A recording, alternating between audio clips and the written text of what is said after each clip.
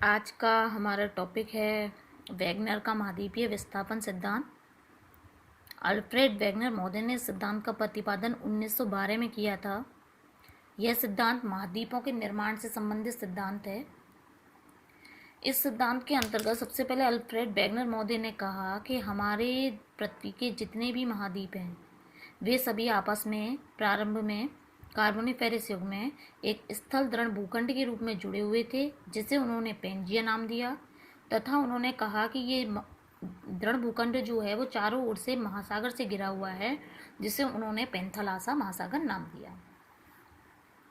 इसके बाद उन्होंने कहा कि ये जो महाद्वीप जो आपस में जुड़े हुए हैं, इनमें ऑस्ट्रेलिया, ये जो ऑस्ट्रेलिया महाद्वीप है, अंटार्कटिका, अफ्रीका, दक्षिण अमेरिका और प्रायद्वीपीय भारत क्षेत्र, इस दक्षिण हिस्से को उन्होंने गोंडवाना लैंड नाम दिया। तथा उत्तरी अमेरिका, यूरोप, एशिया के जो उत्तरी भाग हैं उनको उन्होंने लॉरेशिया या अंगारा लैंड नाम दिया। उन्होंने ये माना कि ये दोनों जो भूखंड हैं इनके मध्य में टेटिस सागर स्थित था। कार्बोनिफेरस युग में ये जो पेंजिया दृढ़ भूखंड है इसका विखंडन प्रारंभ हुआ। ये दो कारणों से हुआ। अगर हम उत्तर की ओर प्रवाह की बात करें, यानी ये जो महाद्वीपीय क्षेत्र है वो उत्तर की ओर विस्थापित हुए, तो वो विस्थापित हुए पृथ्वी के गुरुत्वाकर्षण बल और प्लवनशीलता की भिन्न शक्तियों के कारण। और ये महाद्वीप जो हैं वो पश्चिम की ओर इनका प्रभाव हुआ सूर्य और चंद्रमा की ज्वारीय शक्ति के कारण। और ये महाद्वीप आपस में जुड़े हुए थे जो इन शक्तियों के प्रभाव से प्राय अलग हो गए, और वर्तमान में इन्होंने उत्तरी अमेरिका, दक्षिणी America, Europe, Asia, Africa, Antarctica, Australia महाद्वीप के रूप में अपना जो वर्तमान स्थिति है उसको प्राप्त किया। वैगनर महोदय ने जो है अपने सिद्धांत का जब प्रतिपादन किया तो उन्होंने इसके पक्ष में कुछ प्रमाण भी रखे।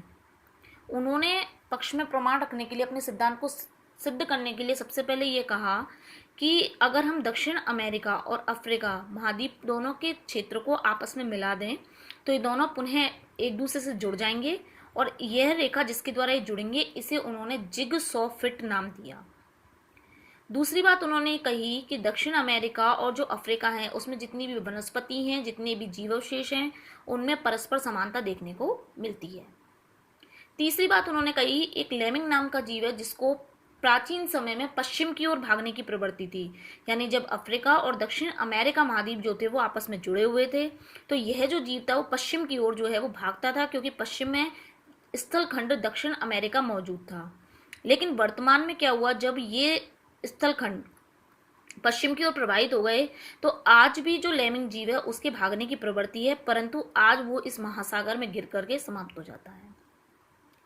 तो इस तरह वैगनर महोदय ने बताया कि सबसे पहले प्रारंभ में हमारे जितने भी महाद्वीप थे वो आपस में जुड़े थे। कार्बोनिफेरस युग में इनका विखंडन हुआ, और विखंडन होने के पश्चात इन्होंने वर्तमान स्थिति को प्राप्त किया।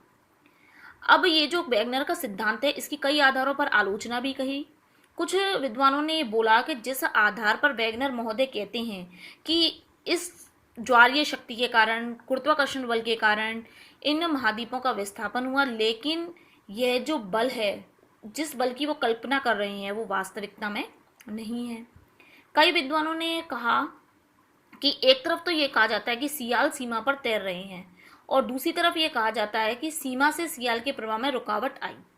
यानी कहने का मतलब ये है कि कई आधारों पर इसकी आलोचना भी हुई, और वैगनर महोदय ने अपने इसको सिद्धांत को सिद्ध करने के लिए इसके पक्ष में प्रमाण भी रखे।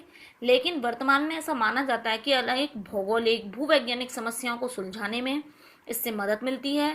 प्लेट टेक्टोनिक का जो सिद्धांत है उसे समझने में भी इस सिद्धांत के द्वारा सफलता मिलती है।